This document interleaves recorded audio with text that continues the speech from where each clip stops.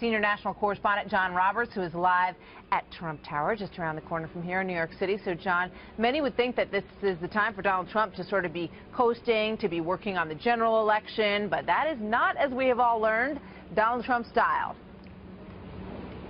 No, it definitely isn't. This should be a big day for Donald Trump. He should easily pocket 5 victories and then launch himself toward the convention. But concerns, Martha, from a lot of people on the Republican side of things that he has squandered the advantage that he had by wrapping up this nomination so early that rather than taking the time to hammer the Democrats, Hillary Clinton and Bernie Sanders, he's been giving the Democrats ammunition with which to hammer him. He appeared last night on Bill O'Reilly's show, and he did dial back a little bit on this issue of Judge Curiel's ethnic heritage, saying, look, I don't care if he's of Mexican descent or not.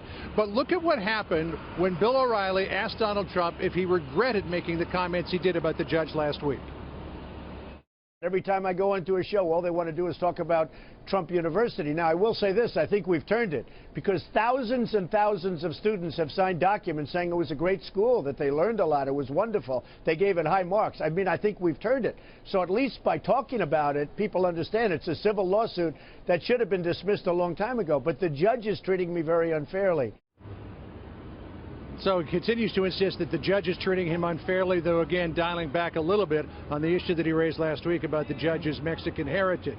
Donald Trump has survived similar controversies to this in the past, of course, Martha, but don't forget, that was in the primary campaign. That's where you got to throw a lot of red meat to the base. We're now in the general election campaign. You've got to reach out to that broad middle of America, and such comments like he made last week are concerning to a lot of those people that he needs if he wants to become president. So true, John, and it's not clear whether the campaign is making that transition to the general election mode here, and obviously they do things differently, but Donald Trump's fellow Republicans are saying that he needs to stop this fixation on this judge and this story. And not just stop the fixation on the judge and the story, but also the way he's talking about the judge. Senator Tim Scott of South Carolina, the only African-American in the Senate, said that this is racially toxic.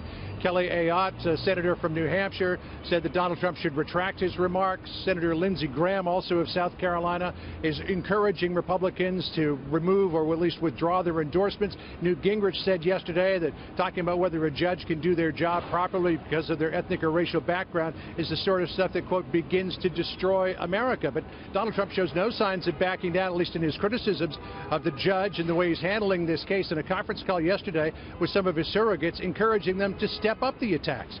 Sarah Huckabee Sanders was one of the people on that call. Here's what she says he told them.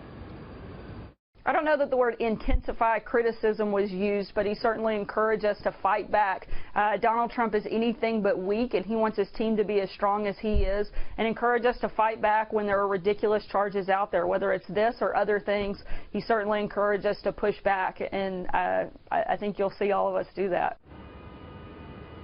No question, though, this is having an effect on some of the people that Donald Trump needs to have the support of, at least in the party. I was told that some Republicans who are sidling right up to Donald Trump, getting very close to him, Martha, are now taking a bit of a step away. But we just saw Ivanka Trump walk into the building, by the way, very happy. So they're looking forward to the results of tonight's primaries and maybe put this controversy behind them somehow. On the way to work, no doubt.